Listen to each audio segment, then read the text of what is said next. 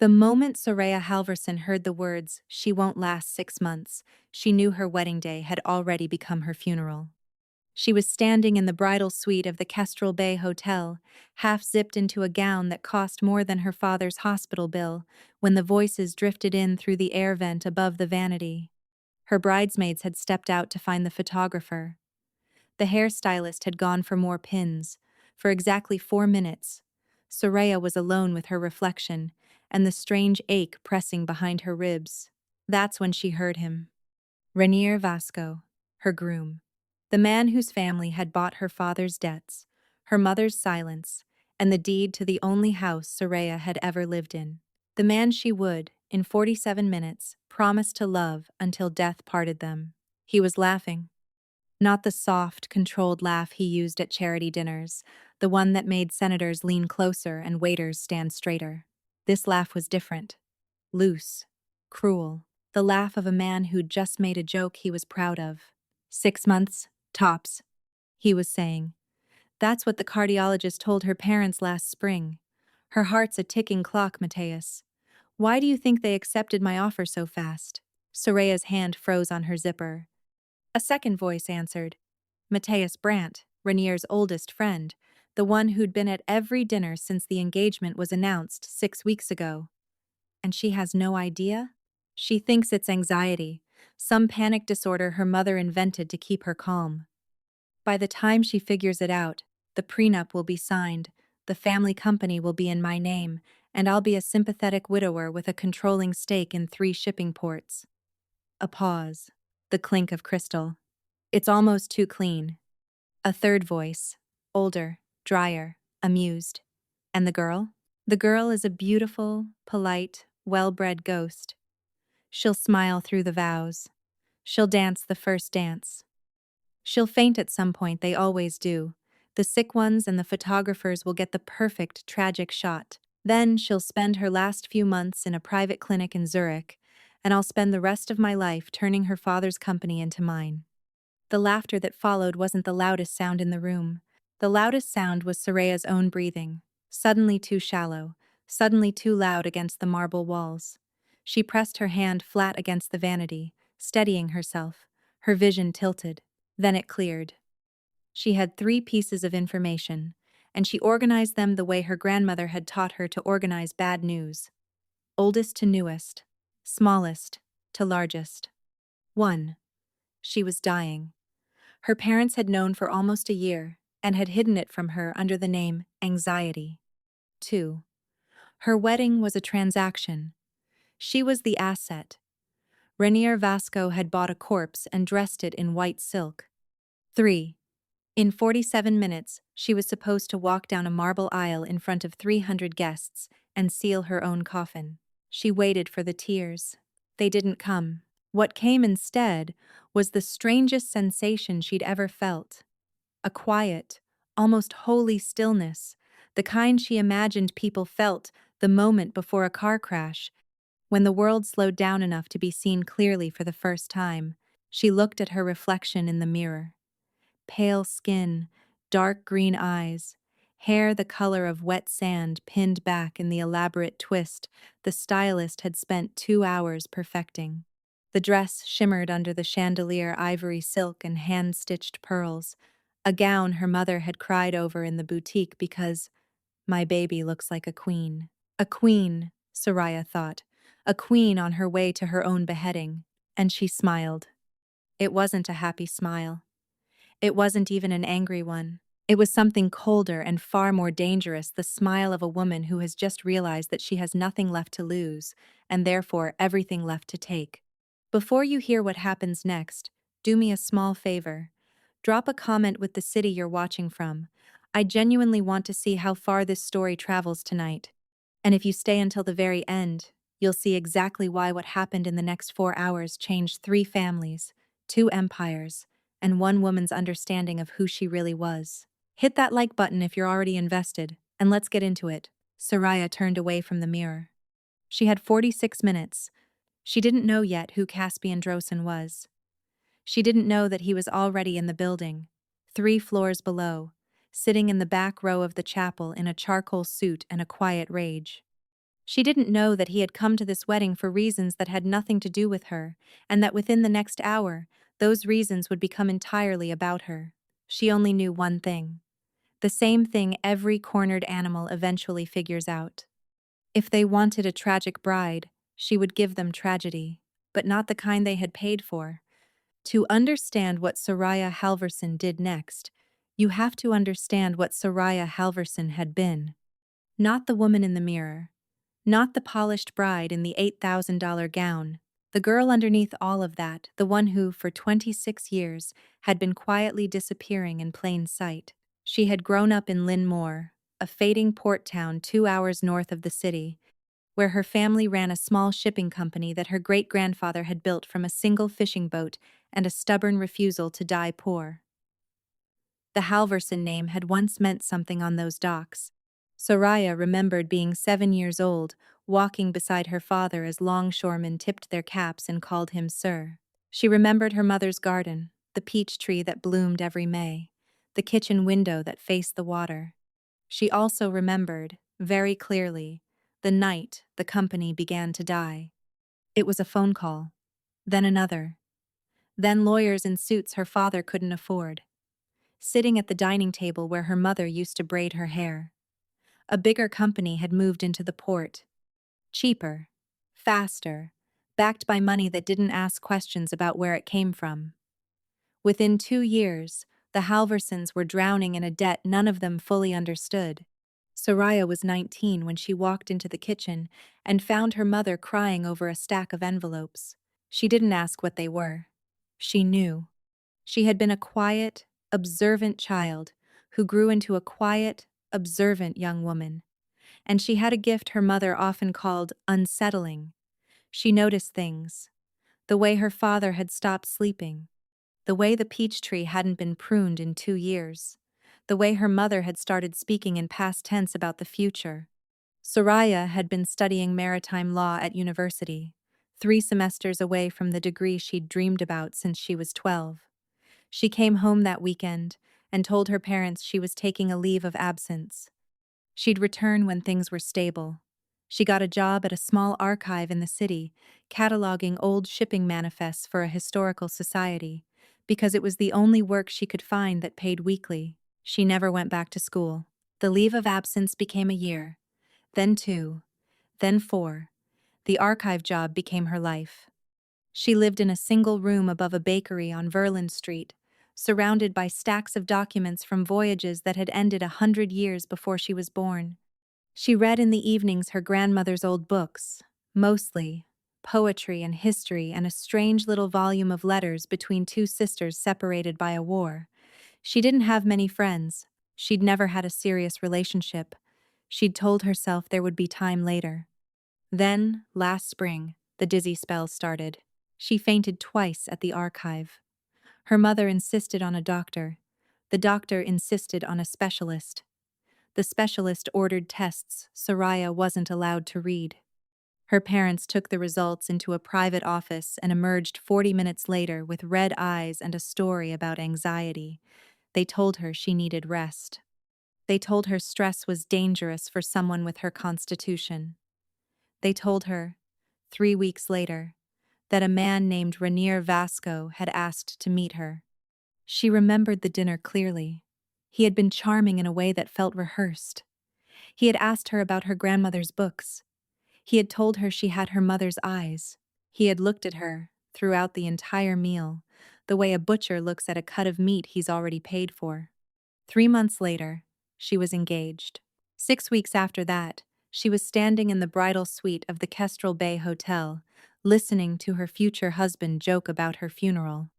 Soraya had spent her whole life being polite, being grateful, being small. She had folded herself into corners and made herself useful and asked for nothing, because asking for things had felt, somehow, like betraying the family that was already losing so much.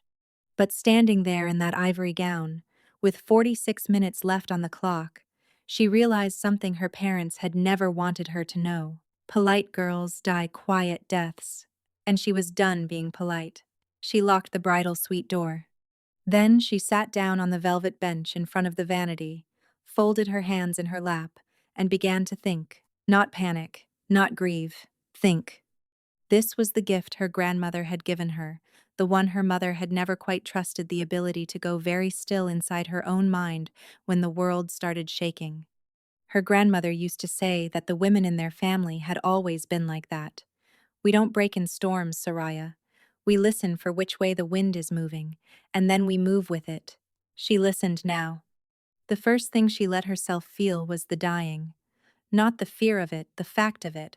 Her body, the thing she had walked around in for 26 years, was failing.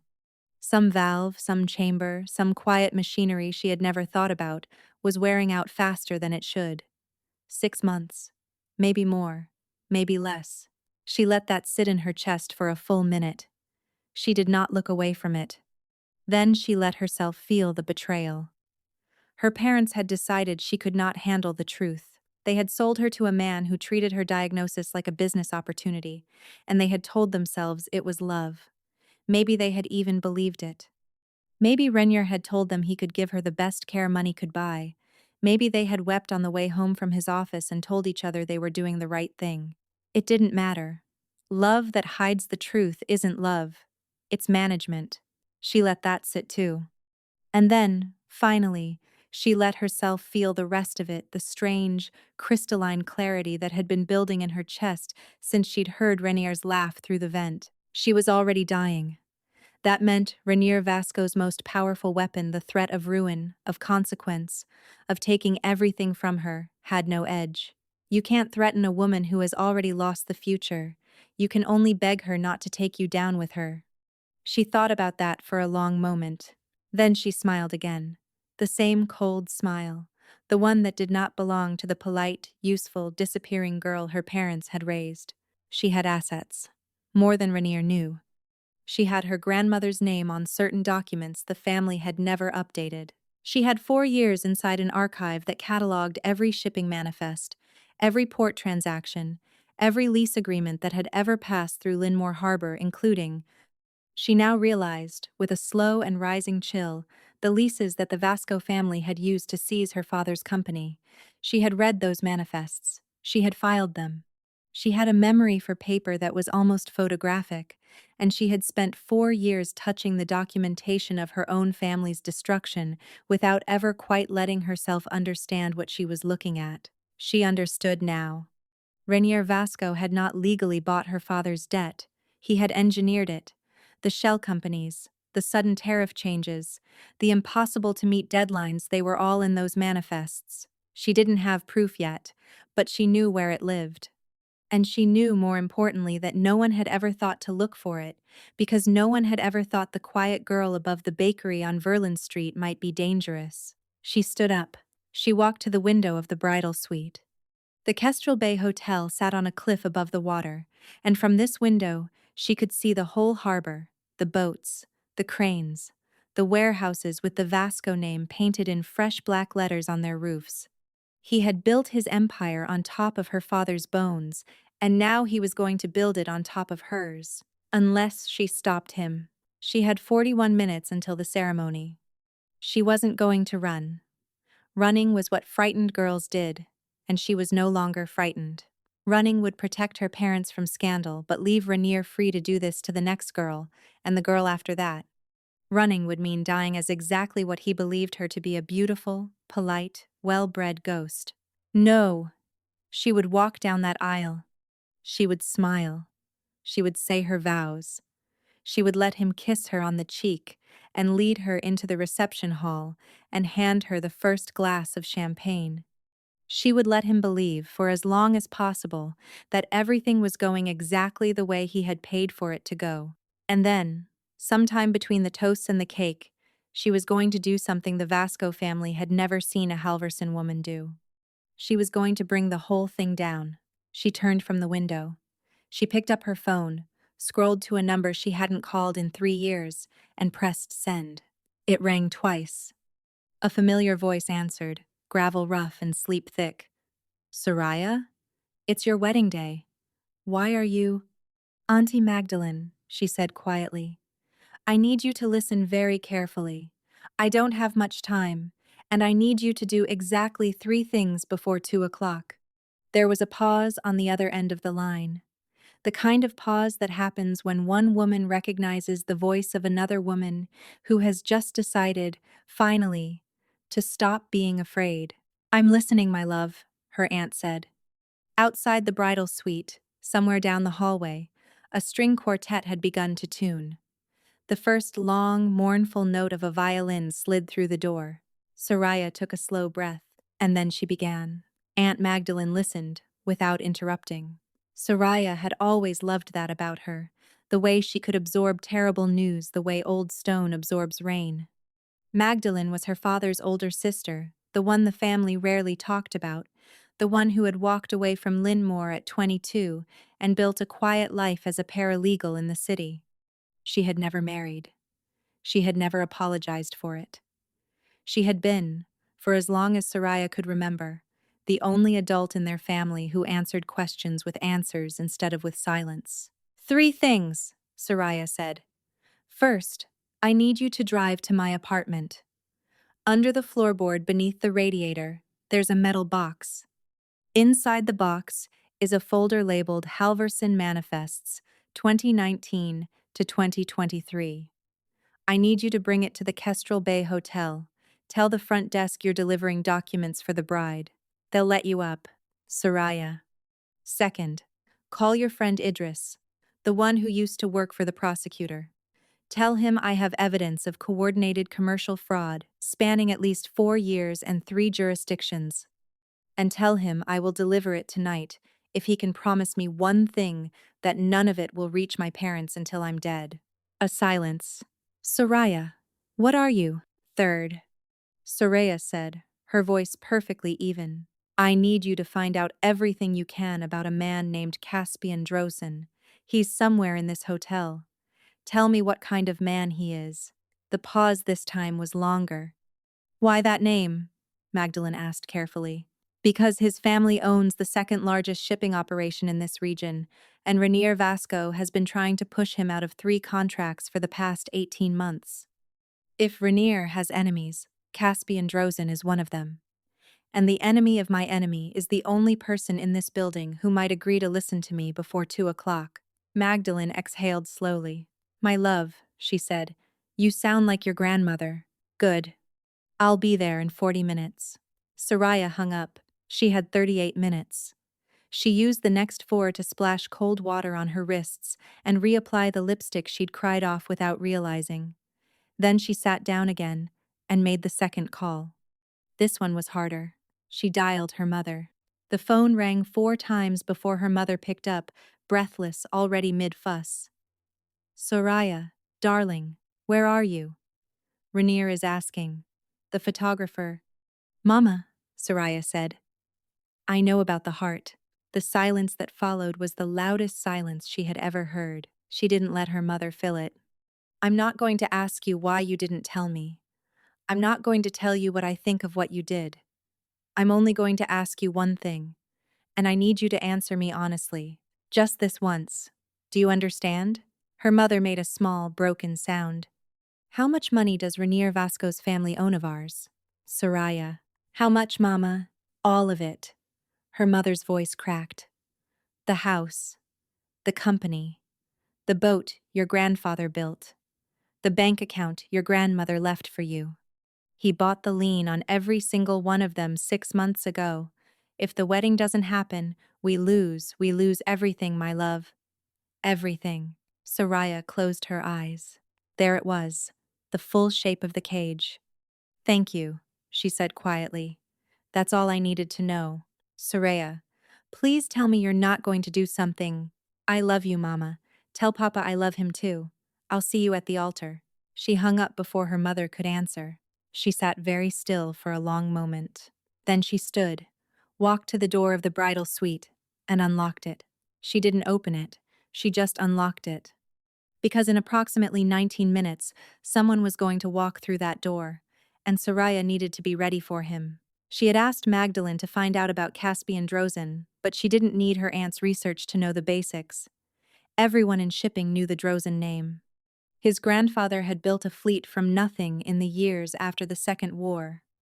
His father had expanded it across the continent. Caspian had inherited it 8 years ago, at 31, and had spent every year since being quietly described in trade publications as unconventional, principled, and not to be underestimated. Translation. He was the kind of man Rainier Vasco called a criminal in public and feared in private. Translation. He was here for a reason. Soraya didn't know yet what that reason was. She only knew that a man like Caspian Drosin did not sit in the back row of a wedding for a woman he had never met unless he wanted something from the man at the altar. That made him useful. That also made him dangerous.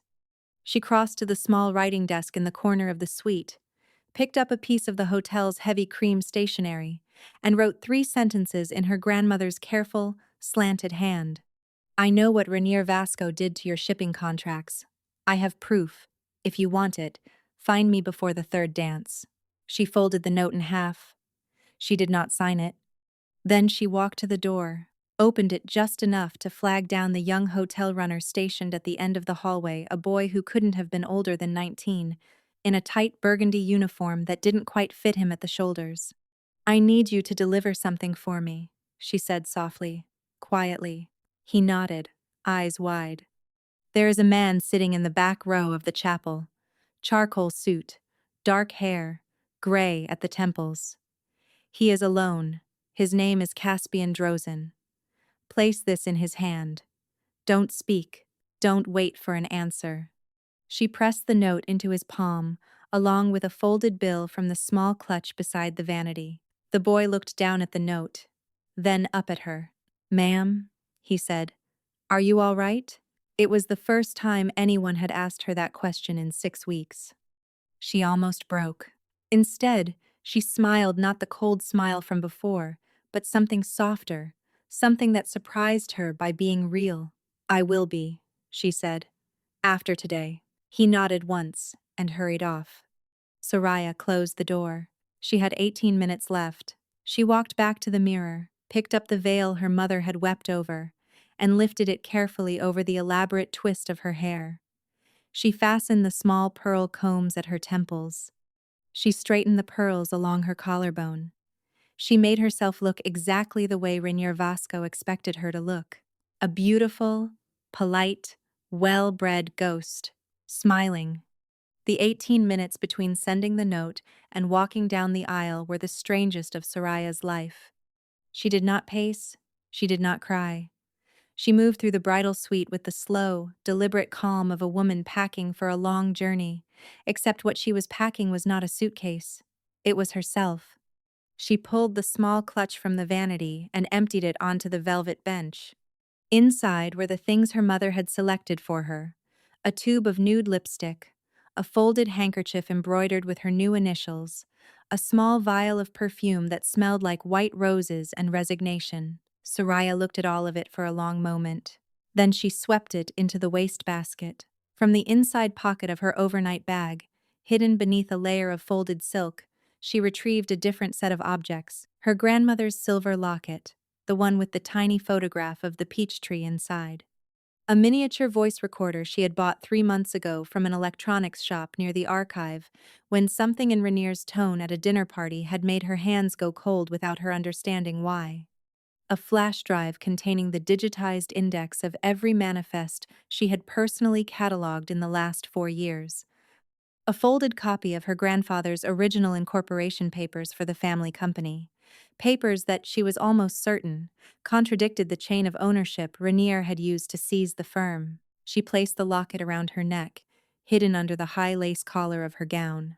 She slipped the recorder into the small silk pocket sewn into the lining of her bodice. A pocket the seamstress had added at her insistence.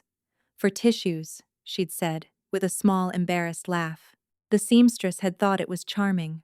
She tucked the flash drive into the bouquet, threading it carefully through the wire stems beneath the white peonies. The incorporation papers she folded into thirds and slid into the lining of her veil, just behind the comb. The fabric there was thick enough to disguise the shape. No one would touch a bride's veil, except the bride. Then she sat down again, folded her hands, and began the harder work. She made herself remember. She remembered the exact angle of her father's shoulders the day the lawyers had first come to the house. She remembered the way her mother had stopped singing in the kitchen. She remembered the smell of her grandmother's hands, bergamot and ink, and the last thing her grandmother had said to her before she died, 6 years ago, in a hospital bed 2 miles from the harbor she had grown up beside. Soraya, listen to me. The world will spend your whole life telling you to be a small thing in a small room. Do not listen. The Halverson women have never been small. We have only been quiet. There is a difference, and one day you will have to learn it. She had been 20 years old. She had nodded the way young women nod when they don't yet understand. She had filed the words away somewhere behind her ribs, where she had filed everything else she didn't have space for. Today, finally, she had space. She let the words come up. She let herself remember the girl who had wanted to be a maritime lawyer, the girl who had argued with her professor about the difference between piracy and privateering, the girl who had stayed late in the law library on Friday nights because she liked the smell of the old shelves and the silence that came down at midnight when even the cleaners went home. That girl had not died. She had been waiting. Soraya stood up and walked back to the mirror. The woman looking back was no longer trying to disappear into the dress. The dress, somehow, had become something else entirely, not a costume, not a shroud, but a kind of armor. The pearls along the bodice caught the light like small, hard stars. The high lace collar hid the locket against her throat. The veil framed her face, and behind the veil, her eyes had gone very still. She thought of her grandmother, quiet, not small. A knock at the door. She knew, without checking, that it was not Caspian Drosen. He would not knock. Whatever he chose to do, he would do it on his own schedule, not hers. Whoever was at the door was here for the official business of the wedding. A coordinator, a stylist, a bridesmaid. The performance was beginning. She crossed to the door and opened it. It was the wedding coordinator, a thin woman in a gray suit with an earpiece. Miss Halverson, we're ready to begin lining up the procession. Your father is in the hallway. Thank you, Adelina, Soraya said. The name came out perfectly steady. I'll be right out. She closed the door one last time. She turned to the mirror. She pressed her hand briefly to the locket beneath her collar. She whispered a single sentence not to her grandmother, not to her future self, but to the girl she had been at 19, the one who had walked into the kitchen and seen her mother crying over the envelopes. I'm coming back for you, she said quietly. I'm sorry it took so long. Then she lifted her chin, opened the door, and walked into the hallway, where her father stood in a tuxedo that didn't quite fit him anymore. His eyes wet, his hands trembling in a way she had pretended not to notice for the last 6 weeks. He held out his arm. She took it. She did not say, I know what you did. She did not say, I forgive you. She did not say anything at all. She simply let him lead her toward the chapel doors, where 300 people were already waiting, and where, in the back row, a man in a charcoal suit was unfolding a piece of cream-colored stationery with her grandmother's slanted handwriting on it. The chapel doors opened.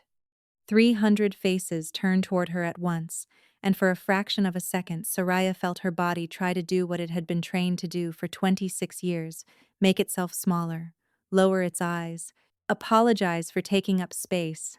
She did not let it. She lifted her chin instead. She squared her shoulders inside the lace collar. She let the weight of her grandmother's locket settle against her sternum, where it would press faintly, steadily, against her skin for the next 6 minutes. A small, metallic reminder that she was not alone in this. The string quartet shifted into the processional. Her father took the first step. Soraya took it with him. She did not look at Rainier Vasco. Not yet.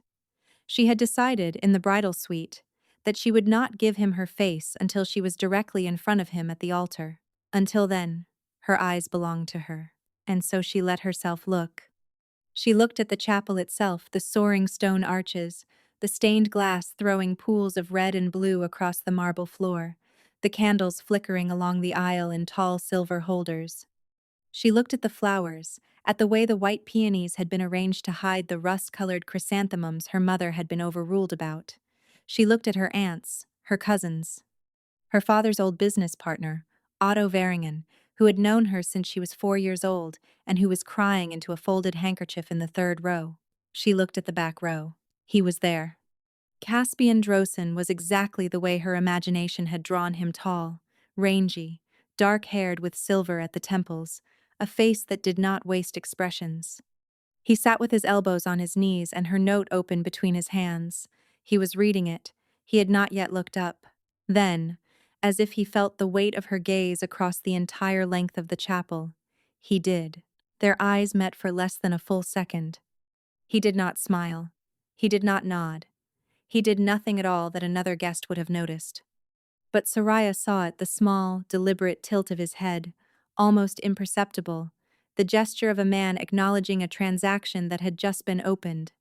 Not closed, not promised, only opened. It was enough. She turned her eyes forward again.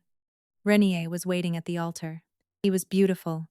She had never been able to deny that, even in the worst of the last 6 weeks. Tall, gold-haired, with the kind of jawline that photographed well from any angle. He was wearing a midnight blue suit and the small enamel pin of his family's shipping crest on his lapel, and he was smiling at her the way a man smiles at a horse he has just bought at auction. She smiled back. She let it reach her eyes. She let it tremble slightly at the corners, the way a happy bride's smile is supposed to tremble. She poured every drop of the polite, useful, disappearing girl she had been into that smile, and she gave it to him as if it were the only thing she had ever possessed. He believed it. She saw him believe it. He squeezed her hand when her father gave her over, and there was triumph in the corner of his mouth, a quick, private flicker of "I won" that he didn't manage to hide in time. She stored it, the way she stored everything else. The officiant began. Soraya let the words wash over her without holding any of them. She had decided in the suite that she would not promise anything she did not intend to keep, so she simply did not listen. She let her face do what faces do at weddings, and she let her mind go somewhere else entirely. She thought about the dress. She thought about how, 2 months ago, in the boutique on Selvern Street, her mother had wept at the way the silk caught the light. She thought about how the seamstress had pinned the bodice while Soraya stood very still and tried not to cry for entirely different reasons. She thought about the small silk pocket in the lining, the one the seamstress had added with a smile and a wink, not knowing she had been sewing a hiding place for the small recording device that was, at this exact moment, capturing every word the officiant said. The dress had become something her mother could not have imagined. It was no longer a wedding gown. It was a courtroom in silk. The locket was the witness. The veil was the file. The bouquet was the evidence. Every detail her mother had selected, every pearl her stylist had stitched, every layer of fabric the seamstress had pinned, all of it had been quietly, invisibly turned into something else, not by the people who had bought it, by the woman wearing it. The officiant was speaking now about fidelity and commitment, and the long road ahead. Soraya almost laughed. The vows came. Rainier said his first, with the practiced warmth of a man who had rehearsed in front of a mirror. He promised to love her. He promised to honor her. He promised to take care of her in sickness and in health, and his eyes flicked, just once, to the small vein at her temple where her pulse was visible, and Soraya saw, in that single glance, that he was already imagining her funeral. Then it was her turn. The officiant prompted her gently. Soraya looked up at Renier Vasco. She did not say the vows. She said something else, something quieter. 6 words, in a voice so soft only he could hear them, while the chapel waited and 300 guests held their breath, and a man in a charcoal suit in the back row leaned forward almost imperceptibly to watch. "I know about the heart," she whispered. "And I know what you did." Renier's face did not move, but his hand, the one holding hers, went suddenly very cold.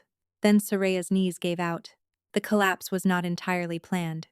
Some of it was, most of it was not. Her body had been running on adrenaline and grief, and the strange chemistry of a heart that was, after all, genuinely failing, and the moment she said those 6 words to the man who had bought her death, something inside her chest finally let go. She heard her mother scream from the front pew. She heard the officiant shout for a doctor. She heard, distantly, the sound of 300 people standing up at once. And as the marble floor rose toward her cheek, as the white peonies tumbled from her hands and the small flash drive rolled across the aisle like a tiny silver bullet, Soraya saw through the narrowing tunnel of her vision a man in a charcoal suit moving against the crowd. Not toward the doors, toward her. She woke in a side chamber off the chapel. Not a hospital. Not the ambulance her mother had been screaming for. A small antechamber the hotel reserved for grooms and clergy, lined with dark oak panels and the faint smell of beeswax candles. Soraya was lying on a low velvet bench, her veil pushed back from her face, the pearls along her bodice digging gently into her ribs. A man was sitting in the chair across from her. Not Rainier. He had taken off his charcoal jacket and folded it across his knee. His shirt sleeves were rolled to the elbows. His forearms were crossed with the kind of faint, faded scars that did not come from kitchen accidents. He was holding the flash drive between his thumb and forefinger, turning it slowly, the way another man might turn a coin. "You're awake," Caspian Drozen said.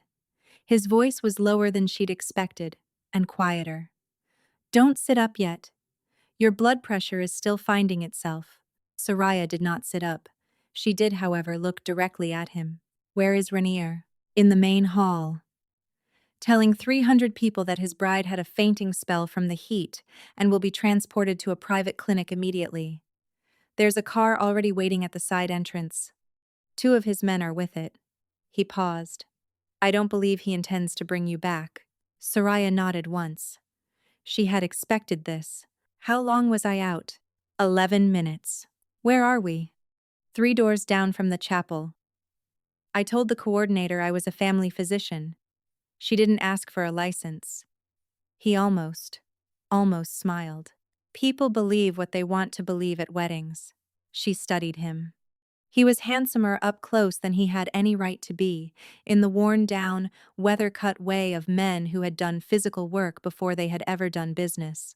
His eyes were the color of slate after rain. He did not look at her the way Renier had looked at her as a thing to be appraised.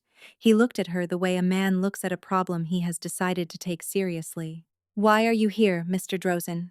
You sent me a note. That's why you're in this room. Why are you in this hotel?" He turned the flash drive between his fingers one more time. Then he set it carefully on the small table between them. 8 months ago, he said, Rainier Vasco's father invited me to a private dinner and offered me a 60% stake in his shipping operation. The price was lower than the value of a single one of his cargo ships. I asked him why. He told me his son was about to marry into a family with certain historical port leases, and that those leases would soon become the most valuable holdings on this coast. Caspian's gaze did not leave hers. I declined the offer. I came here today because I wanted to see, with my own eyes, what kind of woman would marry into that. I expected to find someone I would feel sorry for. And instead? Instead, I found a note in my hand and a bride who collapsed at the exact moment she chose to. The silence between them was not empty. It was loaded, the silence of 2 people who had each, in different rooms, reached the same conclusion about Rainier Vasco, and were now slowly recognizing each other across that conclusion.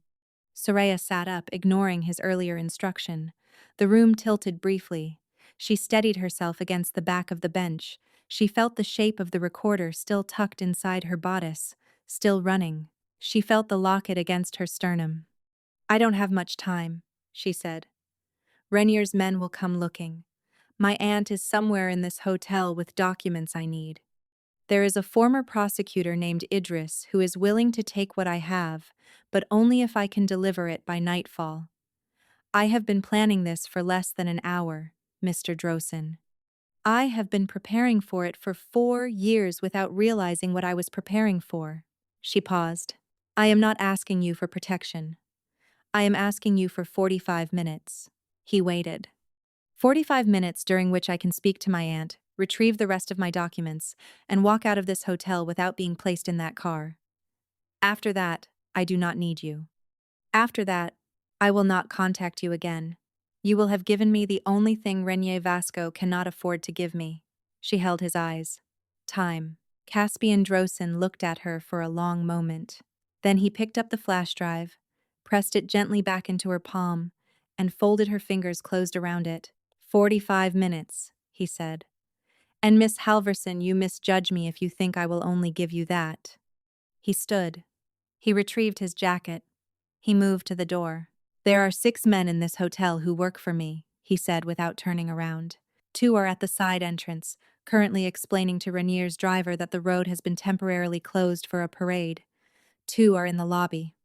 1 is with your aunt, who arrived 8 minutes ago and is currently being escorted to the staff elevator. The last is at the door of this room, and he will remain there until you choose to leave it. He paused with his hand on the handle. I will be in the gallery off the reception hall. You have 3 hours before this becomes a story Rainier cannot contain. Use them well. He opened the door. A young man in a dark suit nodded at him from the hallway and stepped aside. Caspian glanced back at her, once, and Soraya saw something cross his face that she did not have language for, yet something almost like grief, almost like recognition, almost like a man looking at a fire he had not started but had decided, against every rule he lived by, to walk into anyway. For what it's worth, he said quietly, your grandmother's handwriting is the same as my mother's was. I did not know there were still women in this country who wrote like that. Then he closed the door behind him. Soraya sat alone for a moment, the flash drive warming in her hand. Then she stood, smoothed the lace collar of her gown, and walked out into the hallway to find her aunt. Aunt Magdalene was waiting in a service corridor behind the kitchens, holding the metal box from beneath the radiator like a woman holding a baby. She did not cry when she saw Soraya. Magdalene Halverson had not cried in public since 1987, and she was not about to start at a wedding she fundamentally disapproved of. She simply set the box down on a steel prep table, opened it, and said, "Tell me what we're doing." They had 19 minutes before Soraya needed to reappear at the reception, where her absence was already being explained as a brief recovery. The two of them spread the manifests across the prep table, and Soraya began pulling the documents she had been thinking of for the last 2 hours. This one, she said, sliding a thin, yellowed sheet free. The lease for Pier 4, dated 2019. Signed by my grandfather 6 months after he died. Magdalene looked at her sharply. Forged? Forged. Probably by the same hand that signed the bank waivers 2 months later. She pulled another. This one. The tariff renegotiation. There's no record of it being filed with the Port Authority, but Vasco's company invoiced my father for back payments based on it for 3 years. He was paying tariffs that didn't legally exist. Magdalene exhaled slowly. Soraya, this isn't a fraud case. This is a racketeering case. I know. They worked in silence for several minutes, separating the documents into 3 folders: evidence, corroborating, and insurance. Magdalene's hands moved like the hands of a woman who had spent 30 years inside a law office and had been waiting, without admitting it, for someone in her family to finally need her skills. A side door clicked open. Soraya turned. Matthias Brandt stood in the corridor. He was alone. He had a glass of champagne in one hand and the expression of a man who had wandered into a place he did not yet realize he should not have come. Soraya, he said, his voice careful. You shouldn't be down here. Rainier is looking for you. He's worried. Magdalene quietly slid the open folders behind a pile of clean linens. Soraya turned her body to face him fully. She let her hands fall to her sides. She let the polite smile come up, the one that had served her for 26 years. Matthias, she said. I needed air. The reception was loud. You collapsed. I'm better now. He took a step closer. The corridor was narrow, and the fluorescent lights overhead flattered no one. Up close, Matthias Brandt looked older than he did at dinner parties. There was a fine sheen of sweat at his hairline, and the careful suit he had worn to laugh at her death barely an hour earlier was now wrinkled at the cuffs. Soraya, he said, and his voice dropped. Whatever you think you heard. So he had realized. She did not let her face change. I'm sorry, she said politely. In the suite, earlier. He swallowed. There's an air vent. Rainier didn't think to check. I want you to know that what he said, it was crude, but it wasn't. Mateus, she said gently. I haven't the faintest idea what you're talking about. He stared at her. She stared back. Pleasantly, patiently, the way a polite, well-bred ghost stares at a man who has just panicked himself into confirming exactly what she needed him to confirm. The recorder was still inside her bodice. It was still running. It had been running for over an hour. Mateus's mouth opened slightly, then closed. I'll tell Rainier you're feeling better, he said weakly. Please do. He retreated. The door clicked shut behind him. Magdalene let out a breath that was almost a laugh. My God, child, she said. You're terrifying. I'm efficient. You're your grandmother's granddaughter. They returned to the table. Soraya slid a final document free her grandfather's original incorporation papers, the ones she had hidden inside her veil, and laid them flat across the others. Take all of it to Idris, she said. Don't go through the front. There's a man waiting at the staff elevator. He works for Caspian Drozen. He'll get you out of the building. Tell Idris everything. Tell him I'll testify. Soraya, if you testify, this becomes public. Your parents. My parents lied to me about my own death, Aunt Magdalene. Her voice did not rise. It did not need to. They will survive a scandal. They didn't trust me to survive the truth. I'm returning the favor. Magdalene looked at her for a long moment. Then she nodded once, gathered the folders into the metal box, and tucked it under her arm. Where will you be? At the reception, smiling, eating cake. Soraya, I'm going to give Rainier Vasco the most beautiful afternoon of his life, she said quietly. And then, before this reception is over, I'm going to take it from him in front of every single person he has spent the last decade trying to impress. Magdalene kissed her once on the forehead. Quiet, not small, she said. Quiet, not small, Soraya answered. Her aunt disappeared down the corridor. Soraya straightened her veil, smoothed the front of her gown, and walked back toward the reception hall, where the string quartet had moved into something light and waltzing, and where Rainier Vasco was standing near the head of the room with a champagne flute in his hand and a face that, for the first time all day, did not look entirely certain of itself. He saw her come in. He smiled. She smiled back, and as he crossed the floor toward her, she saw over his shoulder, in the gallery beyond the reception hall, Caspian Drozen, leaning against a marble column with both hands in his pockets, watching her the way a man watches a flame he has decided not to put out. Rainier reached her. He took her hand and lifted it toward his mouth in a gesture meant for the cameras. Soraya let him. She felt his lips brush her knuckles. She felt him squeeze her fingers a fraction too hard. Darling, he murmured. You frightened me. I frightened myself. You should be resting. The car is ready. The clinic in Zurich has a private wing. We can be there by morning, after the toasts, she said sweetly. I don't want to disappoint Papa. He prepared a speech. A small flicker of irritation crossed Renier's face. Then he smoothed it. Of course, he said. After the toasts, he led her to the head table. The next 40 minutes were a slow, careful theater. Soraya played her part beautifully. She laughed at the cousin who proposed a toast about lifelong love. She accepted the embrace of her father, who whispered, I'm so proud of you, my heart into her ear. And she did not flinch, even though something inside her chest cracked very quietly when he said it. She danced the first dance with Rainier under a chandelier that threw 1,000 tiny lights across the marble floor. She let him spin her once, and the gown caught the light the way her mother had imagined it would in the boutique 2 months ago. 300 people watched them and saw a fairy tale. Soraya watched the clock above the doors and counted minutes. Just past 3, Otto Varingen, her father's old business partner, the one who had cried in the third row of the chapel, tapped his glass. He stood. He cleared his throat. He began the speech he had prepared. It was a beautiful speech. He spoke about her grandfather. He spoke about the harbor. He spoke about the strange, stubborn pride of a town that had never quite forgiven the world for forgetting it. And then, near the end, he said something he had not planned.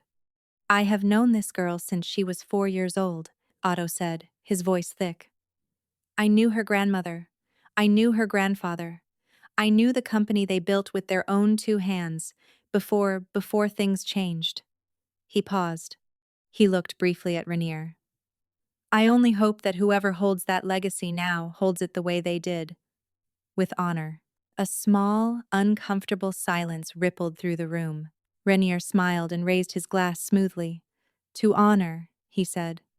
To honor, the room echoed. Soraya stood up. She had not been scheduled to speak. The room went quiet at once, 300 faces turning toward her. The bride who had collapsed at the altar, who was now standing at the head table with a champagne flute in one hand and her grandmother's locket visible for the first time at the open collar of her gown. Somewhere along the way, between the third dance and the toasts, she had unfastened the lace. The locket caught the light. Rainier looked at her sharply. She did not look at him. Thank you, Otto, she said. Her voice was soft, but it carried. I'd like to add something, if I may. She let the silence work for her. She let 300 people lean very slightly forward. My grandmother used to tell me, she said, that the women in our family were never small, that we were only quiet, that there is a difference between those two things, and that one day I would learn it. She turned her flute slowly between her fingers. Today, I learned it. A few uncertain smiles around the room. A few raised glasses, ready for whatever sentimental turn the bride was about to take. I learned it earlier today. In fact, at exactly 12:13, when I overheard my groom and his closest friend, in the bridal suite directly above this hall, discussing the medical diagnosis my parents have been hiding from me for almost a year. A beat. The diagnosis that, according to my groom, gives me approximately 6 months to live. The diagnosis that, according to my groom, made me an attractive acquisition. The room did not breathe. Rainier set down his glass. Soraya, he said, I am not finished. She had never spoken those 3 words aloud in her life. They came out perfectly steady.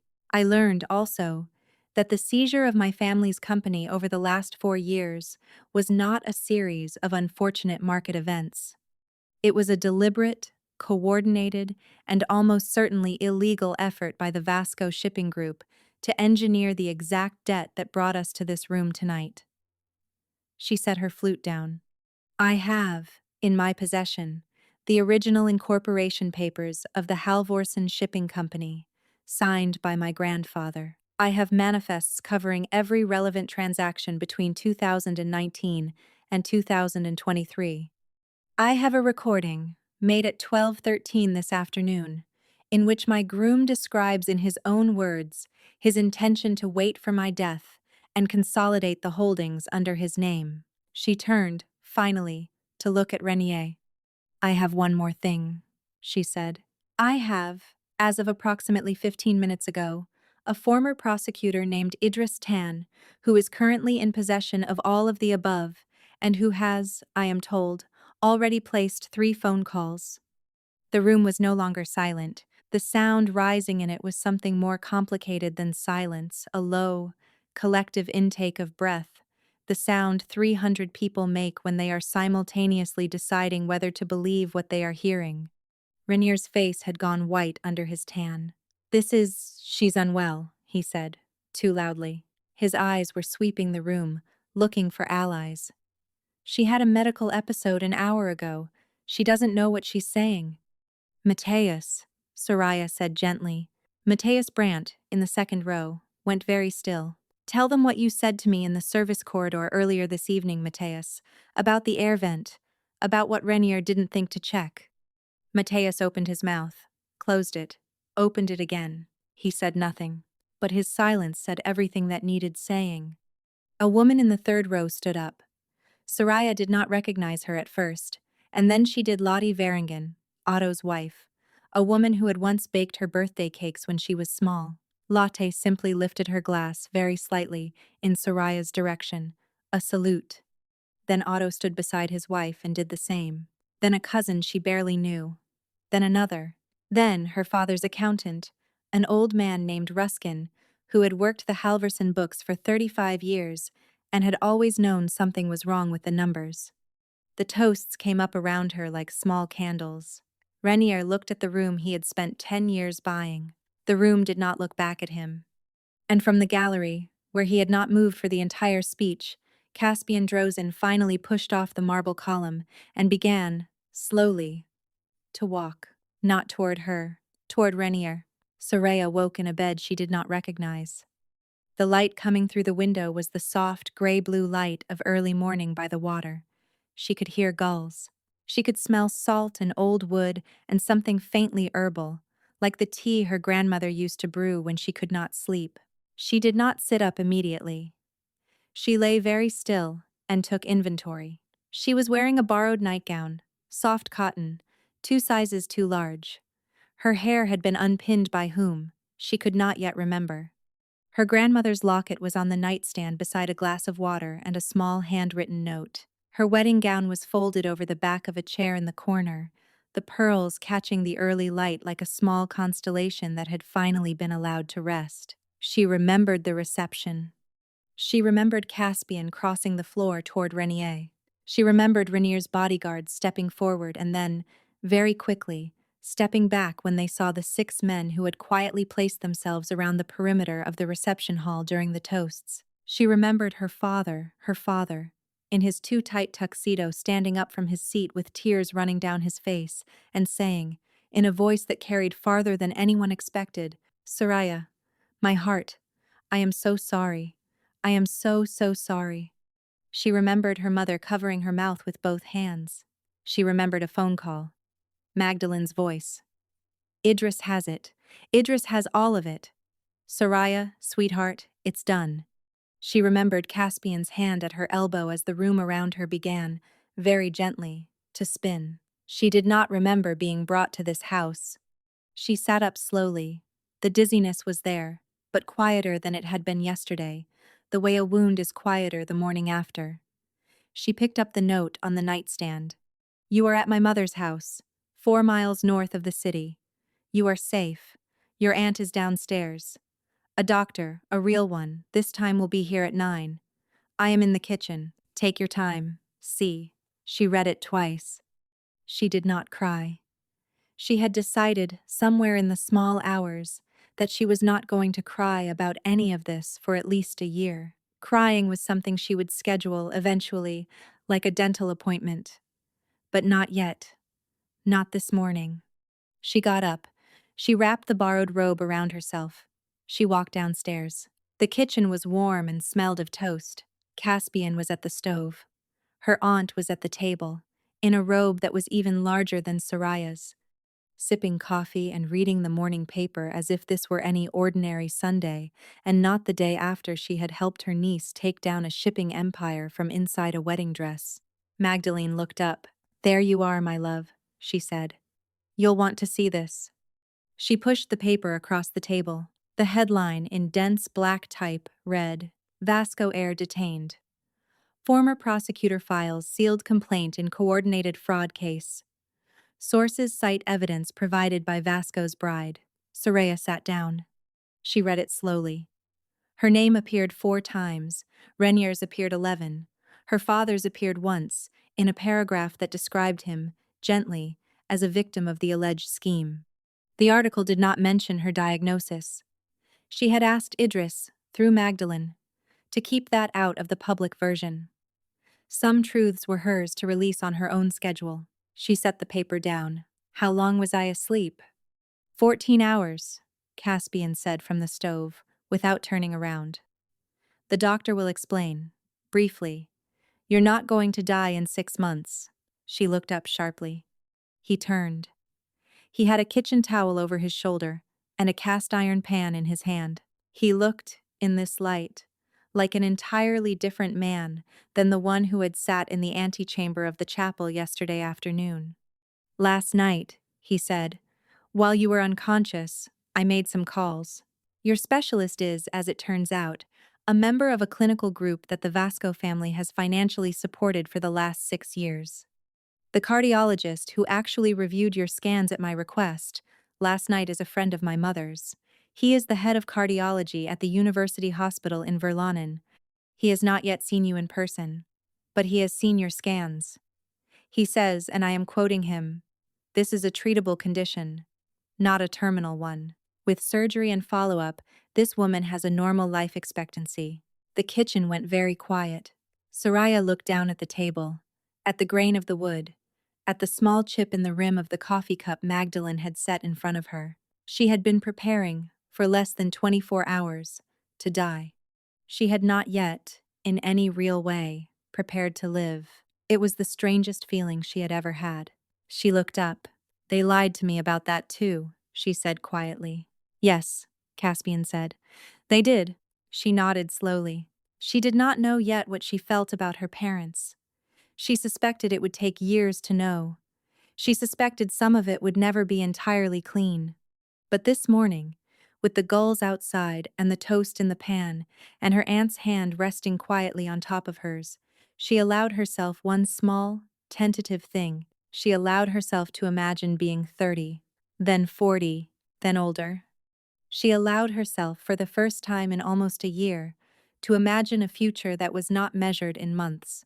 It was almost too big to hold. She set it down on the table beside the coffee, the way you set down something fragile, and she promised herself she would come back to it later when she had room. For now, she ate the toast. The next 6 months were not a fairy tale. Soraya had decided, the morning after the wedding, that she was not going to allow them to become one.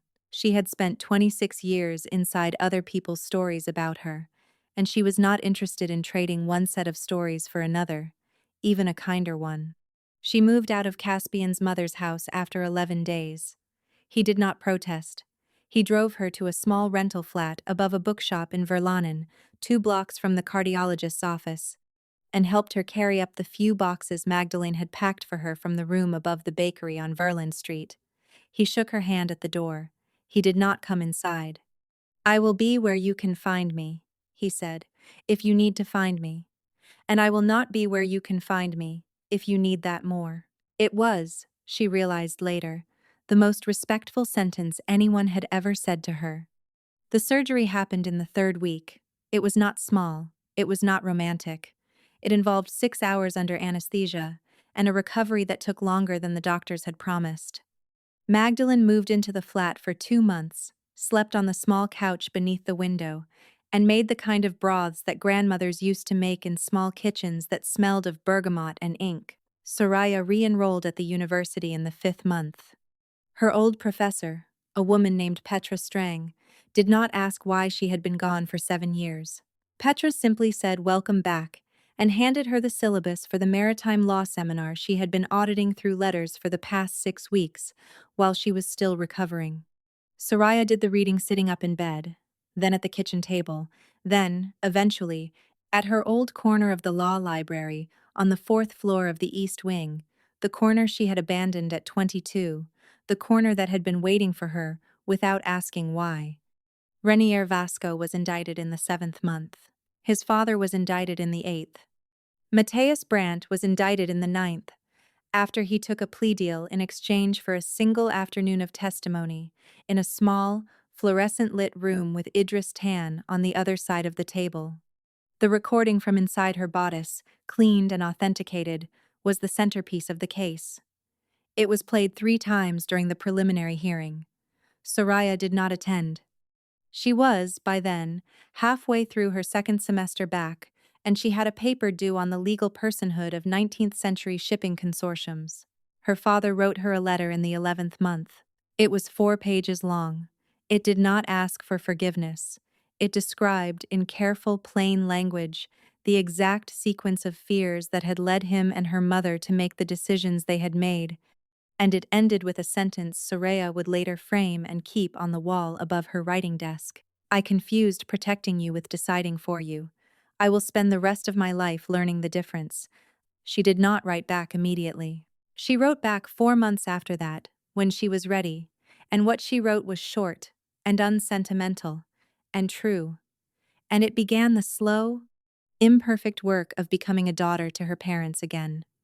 Not the daughter she had been before the wedding, but a different one. A quieter, harder, fairer one. She saw Caspian 7 times during that year. The first time was at a hearing she had not expected him to attend. He sat in the back row, the way he had at the wedding, and he did not approach her afterward. The second was at a small cafe near the harbor, where she had gone to read, and where he had, apparently, been going for years. The third was a dinner at Magdalene's apartment, which Magdalene had orchestrated with the subtlety of a tank. The fourth, fifth, and sixth were walks, long ones, along the waterline north of the city, where the wind came in off the sea and did not allow for either of them to perform any version of themselves they did not actually mean. The seventh was the night before her surgical follow-up, when she had asked him, very quietly, to come and sit with her, not because she was afraid of the appointment, but because she had finally admitted, to herself, that there were certain rooms in her own life she no longer wanted to be the only person in. He came, he brought tea, he did not stay the night. He had told her, on one of the walks, that he would not move toward her at any pace faster than the one she chose. He had told her this the way another man might have promised the moon calmly, as a fact, with no expectation of being thanked for it. Soraya had not, until that moment, known that this kind of patience was something a man could choose to be. She was beginning, slowly, to learn it. 18 months after the wedding, Soraya walked into a courtroom on the 7th floor of the Verlanen Federal Building and gave 4 hours of testimony in the largest commercial fraud case the region had seen in a decade. She wore a charcoal suit. Her hair was shorter than it had been on her wedding day. The locket was at her throat, visible above the collar of her shirt. She did not look at Renier Vasco once during her testimony. He was no longer worth her gaze. She looked instead at the prosecutor, at the judge, and once briefly at the back row, where her father sat between her mother and Magdalene, his hands folded in his lap, his eyes not leaving her face for a single second. When she finished, the judge thanked her for her precision. Renier was sentenced 4 months after that. His father's case was still ongoing.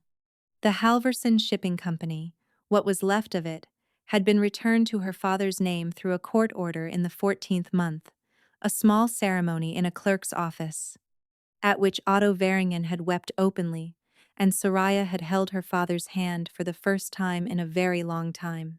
She did not return to the company. Her father had not asked her to. He had understood, in a way she had not expected him to, that the company was his story, and that hers was elsewhere. Hers was at the university, where she finished her degree in the 20th month. Hers was at the small legal aid clinic she opened, 6 months after graduation, in a storefront 2 blocks from the harbor, where her great-grandfather had docked his first fishing boat. The clinic had 3 rooms, a kettle, and a single hand-painted sign on the door.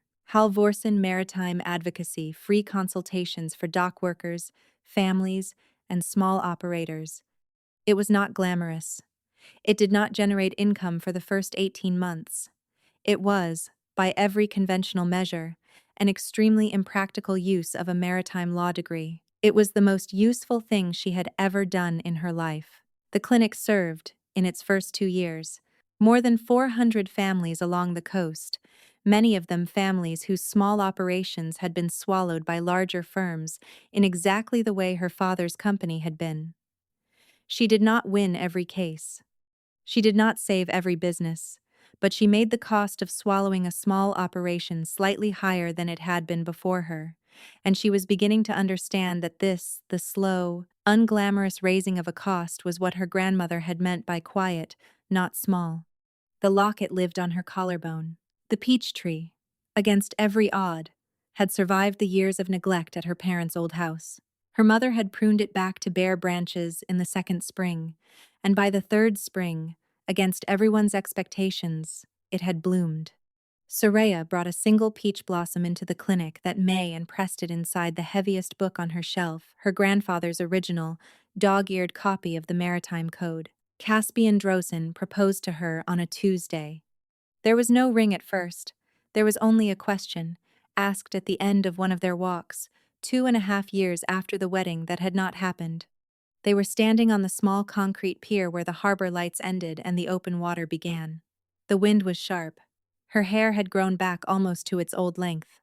Her heart, in its repaired and quietly steady chambers, was doing the ordinary work of a heart that had decided to keep going.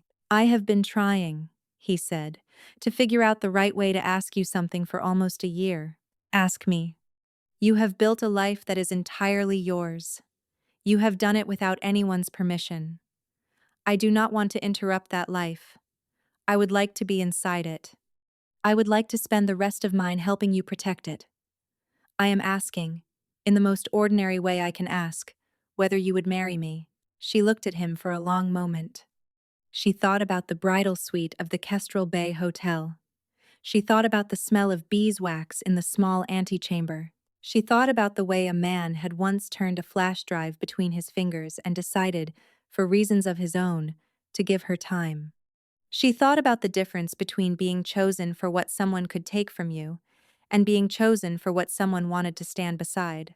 "Yes," she said, "on 3 conditions." He almost smiled. "Name them." "First, no church, no 300 guests. We will get married in Magdalene's living room, with no more than 11 people present. Second, I keep my name. The clinic is in my name, and so am I. Third," she paused. "Third, we will, at some point in the next year, plant a peach tree in front of whatever house we end up in. I do not care where. I do not care what kind of soil. I want a peach tree." "Done," he said. "All 3. He took her hand. They stood on the pier for a long time after that, neither of them saying anything, the wind doing the work that words would have spoiled. 3 months later, in Magdalene's small living room, Soraya Halvorsen married Caspian Drosen in front of 10 people and one extremely indifferent cat. She wore a simple cream dress that was not silk and had no pearls and had not been chosen by her mother. She wore her grandmother's locket. She wore, beneath the dress, the small silk pocket the seamstress had once added to a different gown sewn into the lining of this one too, by Soraya herself, with neat, uneven stitches she had taught her own hands to make. The pocket was empty this time. It did not need to hold anything anymore. Otto Varingen gave a very short toast. He raised his glass. He looked at Soraya, and at her father beside her, and at the small group gathered in the warm yellow lamplight of her aunt's living room, and he said, "To the women in this family, who have never been small, only quiet, and who, when the time came, were not even that." They drank. Soraya laughed. It was the first time, in the long and complicated record of her life, that she had laughed at her own wedding. She had every intention of doing it again, at every wedding, for as many years as she had left, which, as it turned out, were going to be a great many.